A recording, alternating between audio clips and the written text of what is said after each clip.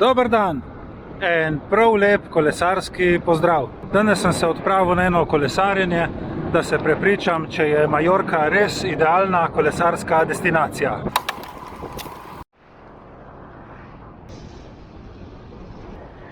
Danes je sobota, 15. oktober in že ob 9. zjutraj je bilo prijetnih 18 stopinj Celzija, čez dan pa se segreje tja do 26. In kar se tiče klime, je Majorka gotovo ena lepših destinacij za kolesarjenje vse leto. Temperature tudi po zimi redko padejo pod 10 stopinj Celzija in Majorka s svojim vremenom privablja tako profesionalce kot tudi amaterje. Tudi morje je še zmeraj super toplo. Sem pogledal na splet, včeraj sem ga pa tudi sprobal in sem se sam prepričal, da ima še vedno dobrih 24 stopinj Celzija.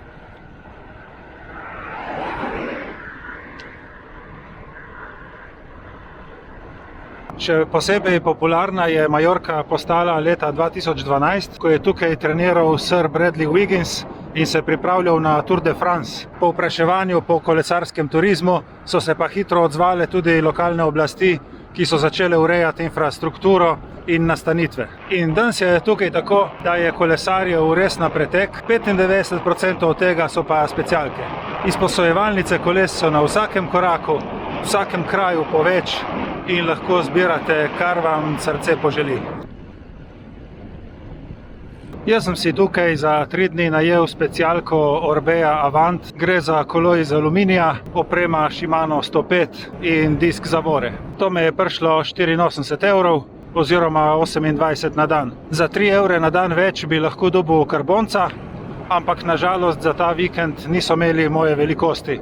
Tako da sem se sprijaznil s tole specialko, ki pa prav nič ne manjka. Zelo dobro vzdrževana, servisirana, opremljena, brez pripomb. Jaz sem kolo najel preko spleta, zbral pa sem poslovalnico, ki je bila najbližje moji nastanitvi. Postopek rezervacije, plačila in prevzema kolesa je tekel izjemno gladko, tako da sem z njihovo storitvijo izredno zadovoljen. Ker nisem vedel, kakšna bo situacija, nisem vlačil s sabo kolesarskih čevljev, tako da sem se zaenkrat mogel sprijazniti z navadnimi pedali, ampak bom že stisnil zobe in bo. Ok, lepo vozi, čau.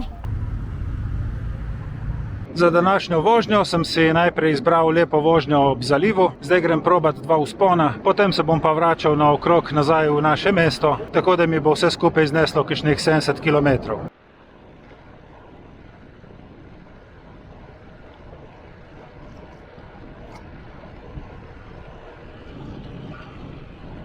Ok, zdaj sem prišel tle do hribov, da naredim 2 vzpončka, pol bom pa povedal še kaj naprej. Za vzpon sem si izbral slikovito cesto do plaže Formentor, kjer se moraš na 3 kilometrih dvigati za 200 višinskih metrov. In to 2-krat. To pomeni, da bom naredil lepih 6 km vzpona pri približno 7%. Ta cesta je res slikovita, tako ob pečinah in nad morjem, ampak to pa pomeni tudi, da privablja ostale turiste, ki sem pridejo z avtomobili, tako da na tej cesti srečate vse živo, tudi avtobuse, motorje, ne le kolesarjev. Bom pa itak dal od spodaj v opis link do trase na Stravi, tako da si lahko pogledate. Tukaj je pa še ena čudovita razgledna točka, tako da vam lahko naredim 2-3 fotke.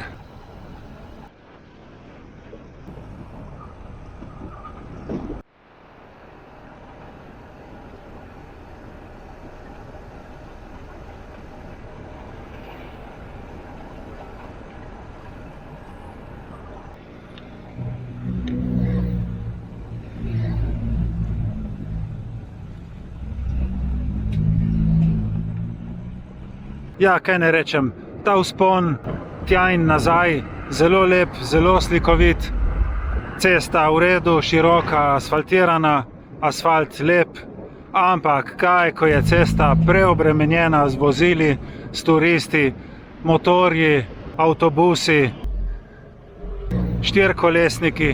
V glavnem nisem imel prav nobenega veselja se več voziti po njej. V začetku, ko sem štartal gor, je bilo še prometa nekaj manj, kakšne pol ure kasneje so se pa že začele valiti kolone, tako da je postalo nevzdržno.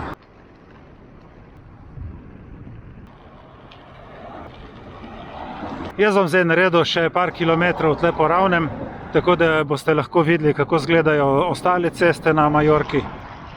Ena stvar je gotovo res in to je ta, da so vozniki zelo videvni, upočasnijo vožnjo in vozijo za kolesarji toliko časa, da lahko potem varno prehitijo. To je pa res super, gotovo ena od boljših lastnosti kolesarjenja na Majorki. Okrog turističnih središč je tako ali tako dosti širokih cest in tudi urejenih kolesarskih stez. Jaz bom pa zdaj šel naprej proti notranjosti Majorke, da vidim, kakšne so še ostale tiste navadne ceste.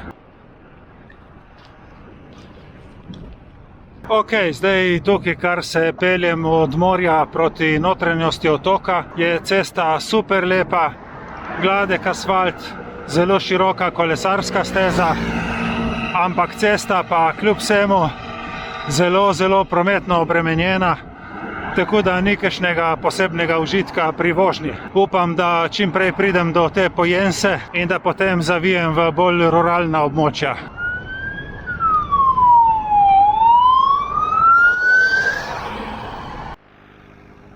Zna biti, da je lih kolesar rabil pomoč. Vsaj tako je izgledalo, ker je množica drugih kolesarjev stala zraven rešilca. Tukaj pa še en rešilc. Upam, da se nobenemu ni zgodilo kaj hujšega. Kar nekaj kilometrov sem izkoristil, da sem se peljal s to skupino, potem smo šli vsak na svoj konec, jaz pa sem se znašel na eni še bolj stranski cesti. Ta cesta je pa super, malo bolj ozka, ampak brez prometa in tako lepo med vinogradi. Taka mi je všeč. Majorko si lahko predstavljate kot en kvadrat 60x60 km, po površini je 6krat manjša od Slovenije. Kljub temu, da je majhna, je pa cest ogromno asfaltiranih, tako da vam kolesarskih tur ne bo zmanjkalo. Majorka je večinoma ravna, na zahodni stranici ima pa višjo gorsko verigo, ki sega tja čez 1000 metrov nadmorske višine. Dobra stran je tudi ta, da če se odločiš narediti izlet do morja, ti to prej kakor slej tudi rata. Tudi če bi bili popolnoma na sredini otoka, bi imeli do obale samo kakšnih 30 km. Jaz se nahajam na severni strani v mestu Alcúdia in tukaj bo tudi moje izhodišče za kolesarjenja teh 3 dni. Tako šele na polovici poti oziroma po približno 35 km bi lahko rekel, da sem končno prišel do neke ceste, ki je prijetna za kolesarjenje, brez avtomobilov, med oljkami, med vinogradi, na eni strani hribi, na drugi strani gozdički. Prav super je.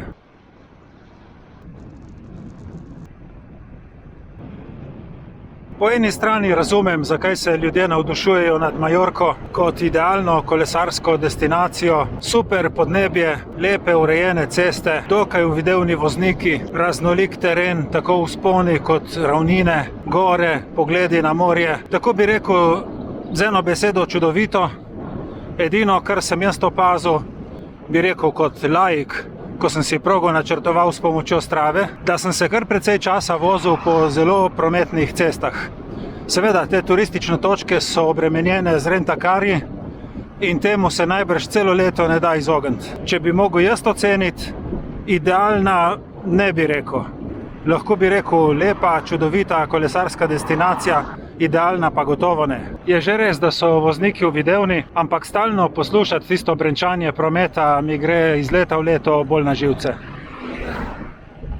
Jaz sem zdaj v zaključku svoje poti, ravnokar mimo vasi Sa Pobla. Imam še kakšnih 18 km do Alcúdie, kjer bom današnjo vožnjo tudi zaključil. Tale zadnji del poti mi je olajšan z vetrom v hrbet, tako da je prav super.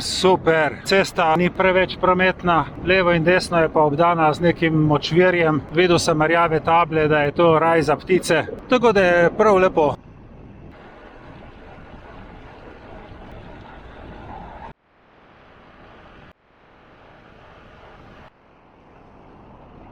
Vsem vam želim lepo in prijetno vožnjo, hvala za pozornost in se vidimo prihodnjič. Čau!